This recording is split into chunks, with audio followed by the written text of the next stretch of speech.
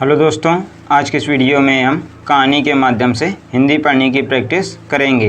अगर आपने अभी तक पिछले वीडियो नहीं देखे तो देख लें, जिससे कि आपको पढ़ने में आसानी होगी। चलिए वीडियो को शुरू करते हैं। आज हम पढ़ेंगे 1 रुपये की कहानी। चलिए शुरू करते हैं। एक महात्मा भ्रमण करते हुए किसी नगर से होकर जा रहे थे। मार्ग में उन्हें 1 रुपया मिला।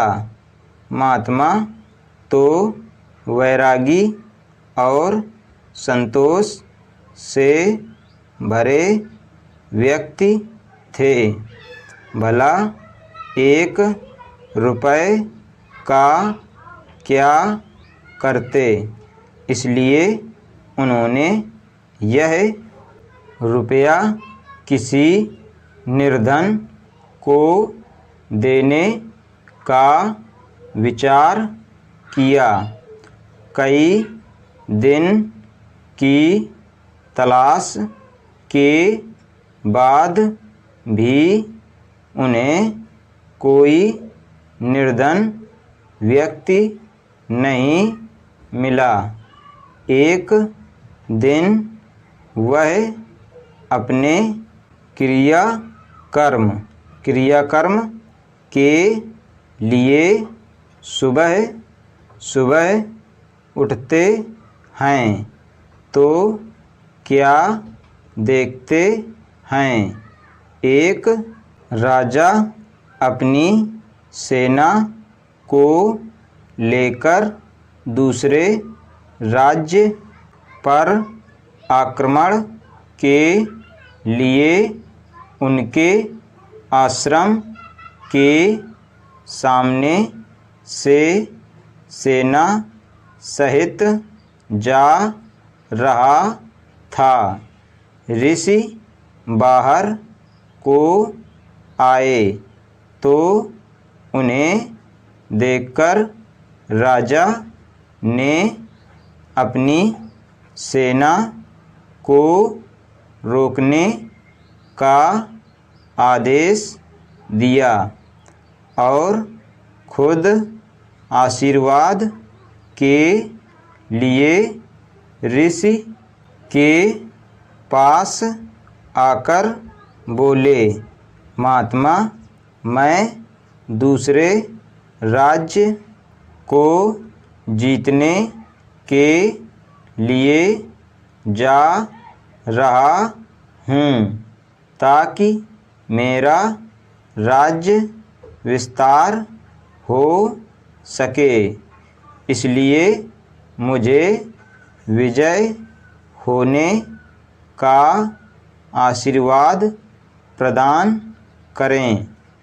इस पर ऋषि ने काफ़ी देर सोचा और सोचने के बाद वह 1 रुपया राजा की हथेली में रख दिया।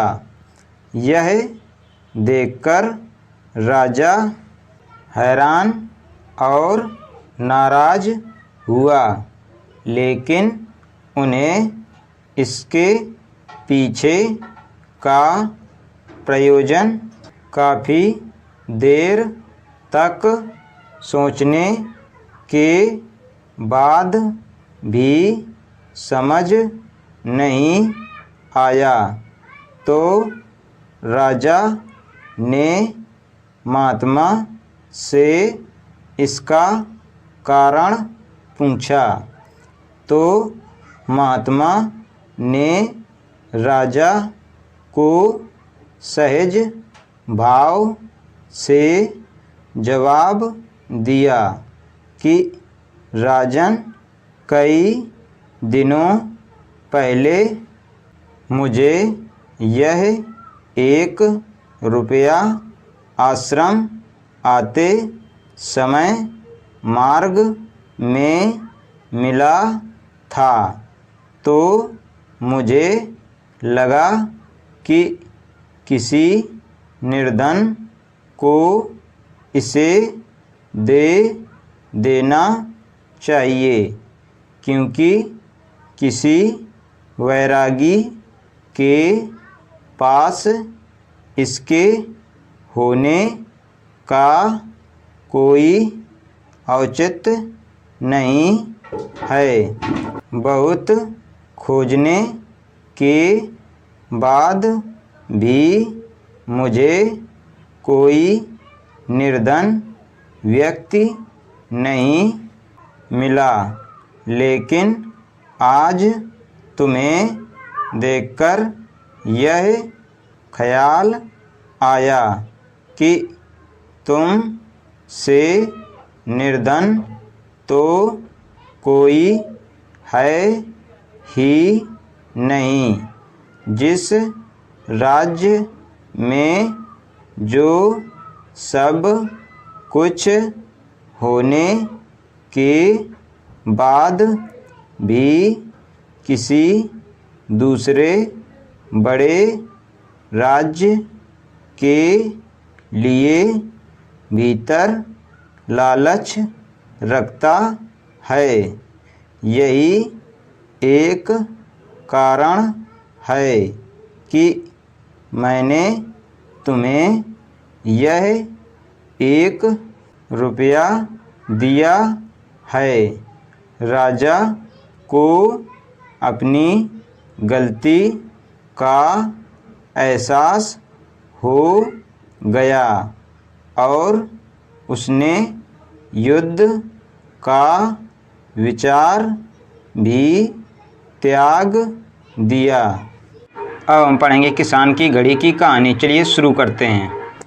एक बार एक किसान की घड़ी कहीं खो गई। वैसे तो घड़ी कीमती नहीं थी, पर किसान उससे भावनात्मक रूप से जुड़ा हुआ था और किसी भी तरह से उसे वापस पाना चाहता था। उसने खुद भी घड़ी खोजने का बहुत प्रयास किया। कभी कमरे में खोजता तो कभी अनाज के ढेर में, पर तमाम कोशिशों के बाद भी घड़ी नहीं मिली। उसने निश्चय किया कि वह इस काम में बच्चों की मदद लेगा और उसने आवाज़ लगाई, सुनो बच्चों, तुम में से जो कोई भी मेरी खोई हुई घड़ी खोज देगा, उसे मैं 100 रुपये इनाम में दूंगा। फिर क्या था, सभी बच्चे जोर शोर से इस काम में लग गए। हर जगह की खाक छानने लगे, ऊपर नीचे बाहर आंगन में, हर जगह पर घंटों बीत जाने पर भी घड़ी नहीं मिली। अब लगभग सभी बच्चे हार मान चुके थे और किसान को भी यही लगा कि घड़ी नहीं मिलेगी। तभी एक लड़का उसके पास आया और बोला, काका मुझे एक मौका और दीजिए, पर इस बार मैं यह काम अकेले ही करना चाहूँगा। किसान का क्या जा रहा था, उसे तो घड़ी चाहिए थी। उसने तुरंत हाँ कर दी। लड़का एक एक करके घर के कमरों में जाने लगा और जब वह किसान के शयन कक्ष से निकला तो घड़ी उसके हाथ में थी। किसान घड़ी देखकर प्रसन्न हो गया और अचरज से पूछा, बेटा कहाँ थी यह घड़ी, और जहाँ हम सभी असफल हो गए, तुमने इसे कैसे ढूंढ निकाला? लड़का बोला, काका मैंने कुछ नहीं किया, बस मैं कमरे में गया और चुपचाप बैठ गया और घड़ी की आवाज़ पर ध्यान केंद्रित करने लगा। कमरे में शांति होने के कारण मुझे घड़ी की टिक टिक सुनाई दे गई, जिससे मैंने उसकी दिशा का अंदाज लगा लिया और अलमारी के पीछे गिरी यह घड़ी खोज निकाली। अब हम पढ़ेंगे किसान और चट्टान की कहानी। चलिए शुरू करते हैं। एक किसान था। वह एक बड़े से खेत में खेती किया करता था। उस खेत के बीचों बीच पत्थर का एक हिस्सा जमीन से ऊपर निकला हुआ था, जिससे ठोकर खाकर वह कई बार गिर चुका था और ना जाने कितनी ही बार उससे टकराकर खेती के औजार भी टूट चुके थे। रोजाना की तरह आज भी वह सुबह सुबह खेती करने पहुंचा, पर जो सालों से होता आ रहा था फिर वही हुआ। एक बार फिर किसान का हल पत्थर से टकराकर टूट गया।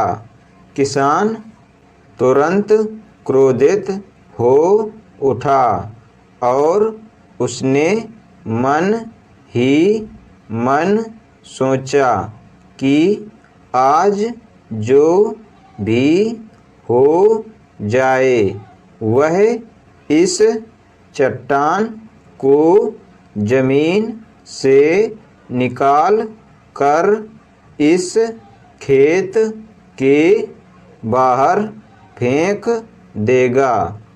वह तुरंत भागा और गांव से 4-5 लोगों को बुला लाया और सभी को लेकर वह उस पत्थर के पास पहुंचा। मित्रों, किसान बोला, ये देखो, जमीन से निकले चट्टान के इस हिस्से ने मेरा बहुत नुकसान किया है और आज हम सभी को मिलकर इसे जड़ से निकालना है और खेत के बाहर फेंक देना है। और ऐसा कहते ही वह फावड़े से पत्थर के किनारे वार करने लगा। पर ये क्या, अभी उसने 1-2 बार ही मारा था कि पूरा का पूरा पत्थर जमीन से बाहर निकल आया। साथ खड़े लोग भी अचरज में पड़ गए और उन्हीं में से एक ने हंसते हुए पूछा, क्यों भाई, तुम तो कहते थे कि तुम्हारे खेत के बीच में एक बड़ी सी चट्टान दबी हुई है, पर ये तो एक मामूली सा पत्थर निकला। किसान भी आश्चर्य में पड़ गया। सालों से जिसे वह एक भारी भरकम चट्टान समझ रहा था, दरअसल वह एक छोटा सा पत्थर था।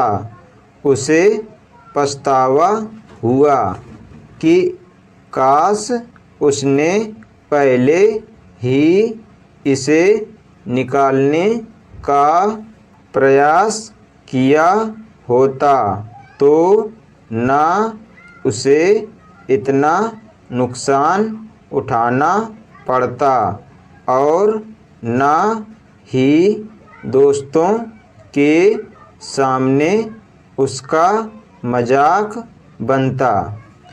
दोस्तों, इस किसान की तरह ही हम भी कई बार जिंदगी में आने वाली छोटी छोटी बाधाओं को बहुत बड़ा समझ लेते हैं और उनसे निपटने की बजाय तकलीफ उठाते रहते हैं।